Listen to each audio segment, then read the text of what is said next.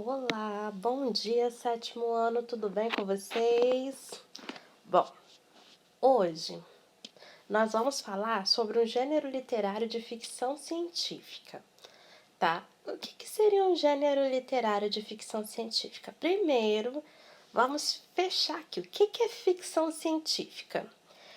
É algo, é algo dentro da ciência que já existe, porém algo bem ficcional, bem fora da realidade.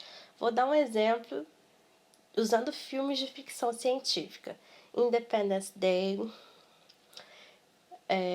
Jornada das Estrelas, MIB, Homens de Preto, aquelas armas são super tecnologias, né, bem fora da realidade. Perdido em Marte, bem ficcional também. Tem outros filmes até de Jurassic Park, é bem ficcional também, ciência pura, porém bem ficcional. Então, gênero literário de ficção científica vai tratar a respeito disso. Esse texto, né, quer dizer, na verdade é um trecho, né, é um trecho de um livro chamado Admirável Mundo Novo. É um trecho, essa parte aqui é um trecho desse livro. Ele foi publicado em 1932 por Aldous Huxley, para vocês verem. E fala-se de uma coisa bem simples para nossa atualidade, mas que para a época não. Eu acho que era algo que estava começando. Fala sobre inseminação artificial. Para quem não sabe, inseminação artificial é um procedimento muito usado por mulheres que não podem ter filhos pelo método tradicional, né? Que consiste na retirada do óvulo da mulher com um doador de sêmen. Às vezes o doador pode ser alguém da família, né, o próprio marido, ou pode ser um doador desconhecido. E esse sêmen ele é implantado no óvulo, no laboratório, para depois ele é fecundado no laboratório para depois ser implantado na barriga da mulher. Aí vai ver se essa gravidez, se esse óvulo vai vingar ou não. De início, é muito difícil a primeira inseminação artificial dar certo. Muito difícil. Mas existem casos que a primeira dá certo. Minha dentista, doutora Cláudia Cassini, né? Ela parou o meu tratamento, ela me passou para a irmã dela no meio do tratamento, porque ela engravidou né, conseguiu a primeira inseminação artificial que ela fez, ela conseguiu engravidar e ela tem um Lucas. E ela teve o Luquinha. Então, assim, vamos lá. O livro apresenta uma sociedade marcada por modificações genéticas rígidas e hierárquicas. Por quê? Vai falar de 5 castas, esse livro, né? Vai falar de inseminação artificial, né? É um prédio, né, de 34 andares, né, no centro de Nova York, centro de Londres, né, desculpa, no centro de Londres, com 300 cientistas trabalhando, ou seja, é um laboratório imenso, com 300 cientistas, e ele ali, essa sociedade, ela vai se dividir em 5 castas. Se eu não me engano, é alfa, beta, gama, acho que é alfa, beta, gama, peraí, deixa eu lembrar, alfa, beta, gama, peraí que eu esqueci, mas eu anotei,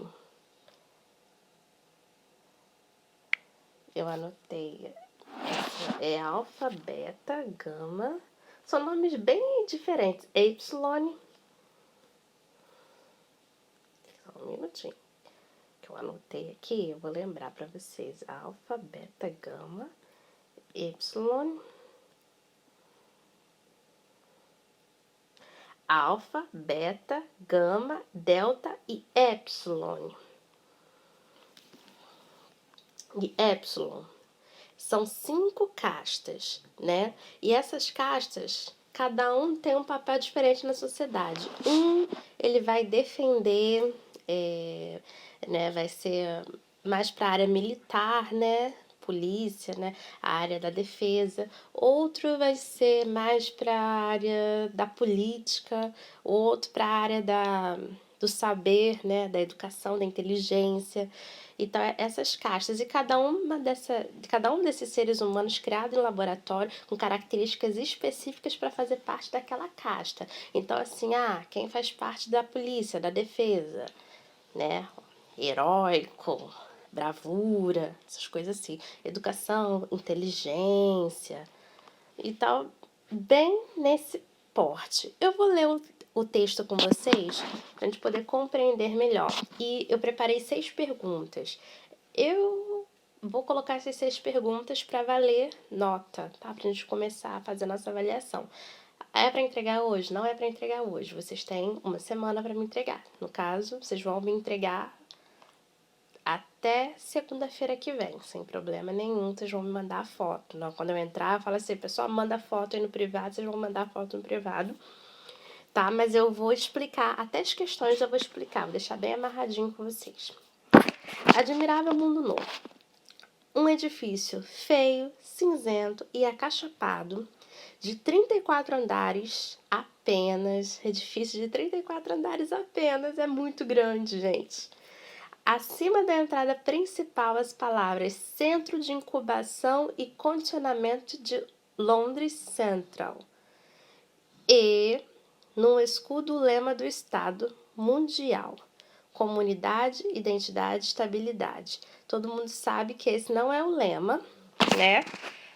Não é o lema dessa capital. Então, assim, é algo bem ficcional mesmo. A enorme sala do andar térreo dava para o norte. Apesar do verão que reinava, para além das vidraças, apesar do calor tropical da própria sala, era fria e crua. A luz tênue que entrava pelas janelas, procurando faminta algum manequim coberto de roupagem, algum vulto acadêmico pálido e arrepiado, mas só encontrando o vidro, o níquel e a porcelana de brilho glacial de um laboratório. A algidez hibernal respondia a algidez hibernal.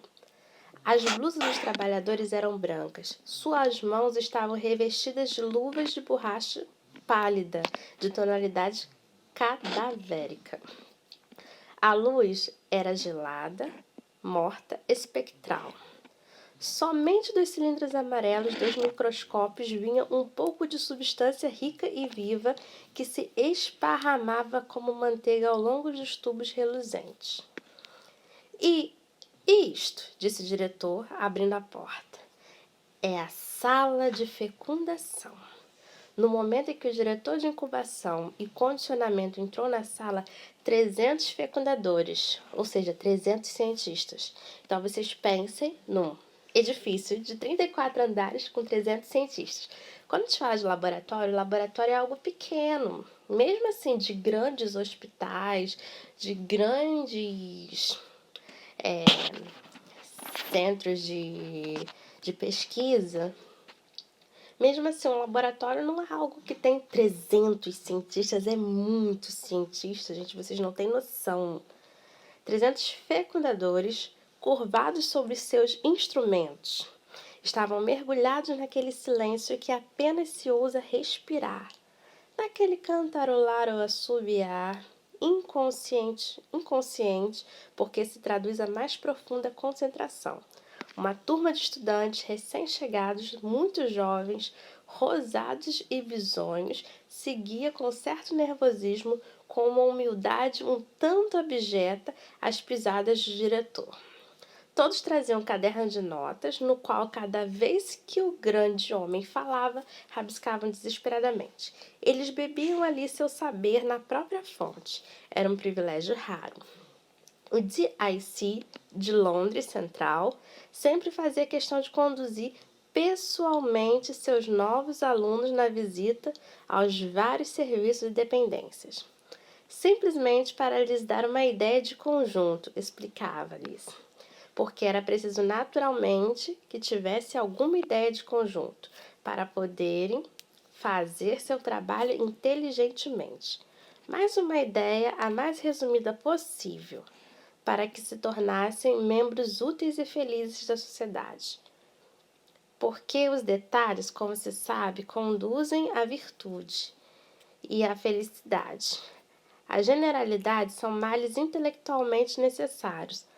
Não são os filósofos, mas sim os colecionadores de selos e os marceneiros amadores que constituem a espinha dorsal da sociedade. Amanhã, acrescentava, sorrindo-lhes com uma jovialidade levemente ameaçadora, os senhores entrarão no trabalho sério. Não terão tempo para generalidades. Enquanto isso, era um privilégio da própria fonte para o caderno de notas. Os rapazes rabiscavam febrilmente. Alto e um tanto magro, mas teso, o diretor adiantou-se ala dentro.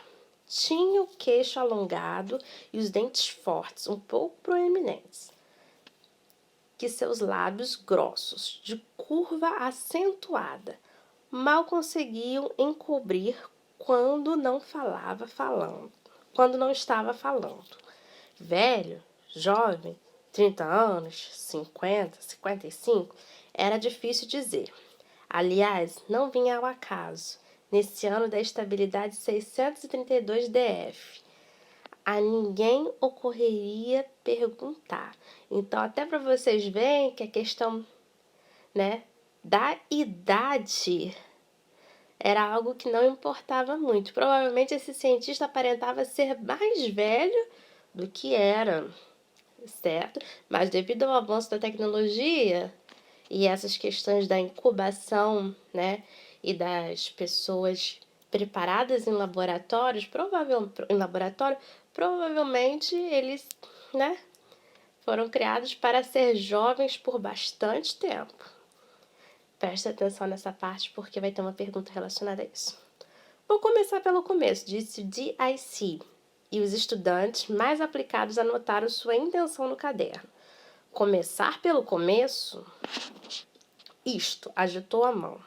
São as incubadoras, e abrindo uma porta de proteção térmica, mostrou-lhes porta-tubos empilhados uns sobre os outros e cheio de tubos de ensaios numerados.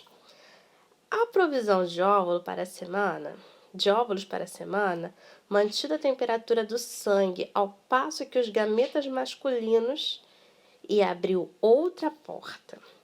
Deve ser guardados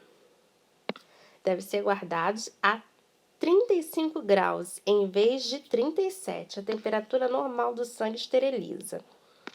Sempre apoiado contra as incubadoras, forneceu-lhes, enquanto os lápis corriam ilegivelmente de um lado para o outro das páginas, uma breve descrição do moderno processo de fecundação.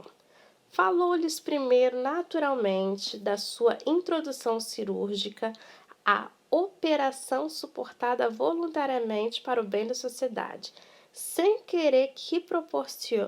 esquecer que proporciona uma gratificação de 6 meses de ordenado. Continuou com uma exposição sumária da técnica de conservação do ovário seccionado no estado vivo, em pleno desenvolvimento. Passou a considerações sobre a temperatura, a salinidade e a viscosidade ótimas. Fez alusão ao líquido em que se conservavam os óvulos destacados e chegados à maturidade, e levando os alunos às mesas de trabalho, mostrou-lhes mesmo como se retirava esses líquidos do tubo de ensaio, como se fazia cair gota a gota sobre as lâminas de vidro, especialmente aquecidas para preparações microscópicas. Como os óvulos que ele continha eram inspecionados com vista a possíveis caracteres anormais, contados e transferidos para um recipiente poroso. Como e levou-os a observar a operação.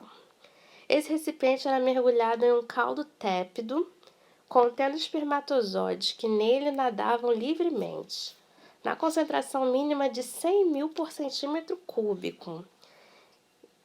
Insistiu. E como ao cabo de 10 minutos, o vaso era retirado do líquido e seu conteúdo novamente examinado, como se ainda restassem óvulos não fecundados. Era mergulhado uma segunda vez e, se necessário, uma terceira, como os óvulos fecundados voltavam às incubadoras, onde eram conservados os alfas e os betas até o seu condicionamento definitivo em bocais, enquanto os gamas e os deltas e os épsilons eram retirados ao fim de 36 horas para serem submetidos ao processo Volkanovski. Então, assim, os alfas e os deltas até acondicionamento definitivo em bocais, enquanto os gamas e os deltas e os épsilons eram retirados ao fim de apenas 36 horas para serem submetidos ao processo Volkanovski. Para vocês verem que cada um era tratado de uma maneira para quê? Para que eles tivessem condições específicas para desempenhar um determinado papel na sociedade. Até nisso. Bom, eu vou gravar a segunda parte do vídeo, tá? Explicando a atividade.